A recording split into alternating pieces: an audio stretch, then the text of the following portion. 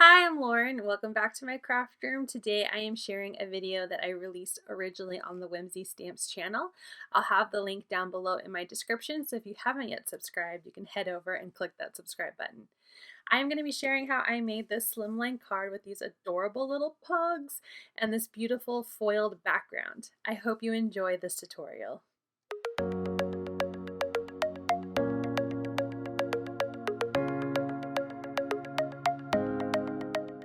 Hi, this is Lauren. Welcome back to the Whimsy Stamps video channel. Today I'm sharing with you a slimline card where I am using some new Whimsy Stamps products with some old. So the new is this black and white slimline paper pack featuring cat prints, and it is actually printed with a toner ink so you can foil it. I'm using some teal foil and running it through my machine to add this beautiful teal shine and shimmer to this background. Now, even though this is cat prints, I'm going to be using it with this adorable Wrinkles dog set. I just absolutely love these little pugs, and I'm going to be stamping them in a watercolor friendly ink. This set has some adorable pugs, especially for making get well cards. There's this little pug in the cone of shame and one where he's stuck upside down with his little bottom in the air, and it's such an adorable stamp set.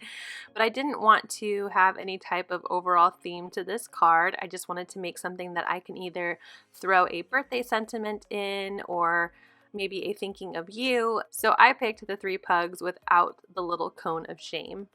When I finally get all of my pugs separated enough that I have plenty of room to color and then cut them out, I am inking them up with some black ink. Like I said, this is watercolor friendly ink, and I'm going to stamp twice. These are new stamps, and just to make sure I have a nice clean line, I just like to double stamp in my Misty. And once I have my clean image, I'm going to pull them out and I will start coloring. My favorite way to watercolor is using the Zig Clean Color brushes, especially when I'm trying not to be water heavy, because I picked a normal piece of white cardstock and not some specialized watercolor paper. So these are just a great way to add that color without it being too heavy, like you're not using a wet paintbrush to pick up color and then applying it. So what really made me fall in love with the stamp set and why I purchased it is because they look so much like Percy from Pocahontas. I don't know if you've watched the animated movie, but he is this adorable little troublemaker, spoiled brat pug. And I just think he's so cute. So he has a teal collar, so that's what inspired my choice for the teal foil and this pug's teal collar. And he is kind of a grayishy light brown color. I don't know how to explain it other than if you've seen a pug, you know the color. So I started out with one of my warm grays and put down color, but it wasn't brown enough. So now I'm bringing in this lighter brown color and using a kind of tip to tip method where I am picking up the color from the brush with my watercolor pen brush to add color. So it's not a heavy amount of color. I'm just lightly adding it in to create a softer look because these dogs are a more lighter color fur. For the tag, I use a mixture of orange and yellow to create kind of a gold color, and then I'm using a couple different shades of red to color in his cutie little tongue. And with that, that will finish up the coloring of the pugs. And I am going to add some color to the tabletop, at least that's what I think it is, a tabletop of that top left pug there. And I will add that in just a bit. I am bringing out my Funky Frames from the Funky Frames die set.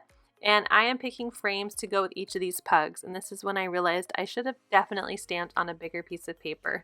So in order to avoid having to stamp in color again, I'm just using my frames and kind of figuring out where I need to cut them out so they can fit inside the frames without having an issue of the other pugs fitting inside of their frames.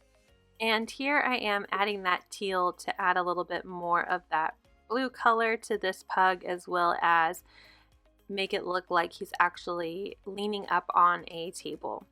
So now that I have cut around all of my pugs and they fit fine inside of their frames, I'm going to run them through my die cutting machine and cut out the pictures of my picture frame of this cute pug. Now for my actual frames, I die cut them out of some Neenah Cardstock Desert Storm. I really like the texture of this craft paper, and I am using Vintage Photo Distress Oxide to distress my frames. I'm going to go around the outside of all three of them, and then I am going to add a little bit more texture to them by adding some watercolor. So I'm putting them inside of my little splatter box here, and I'm bringing out my metallic watercolors, and I'm going to spritz this kind of orangey gold. It's the closest thing I have to brown.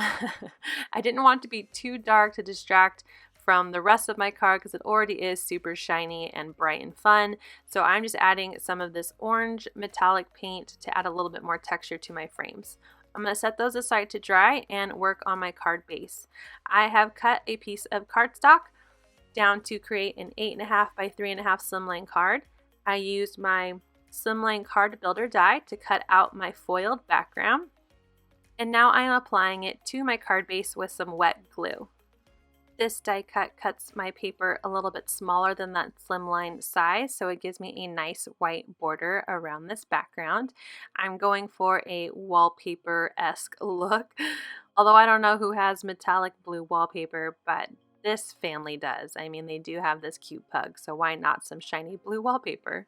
Now to add these cute pug pictures to our wallpaper, I am placing the picture inside of the frame and then using some really wide foam adhesive to make sure I cover both the picture and the frame in one nice swoop. I like that the wide adhesive roll just saves me a step of having to add in my picture and then pop it up onto my card.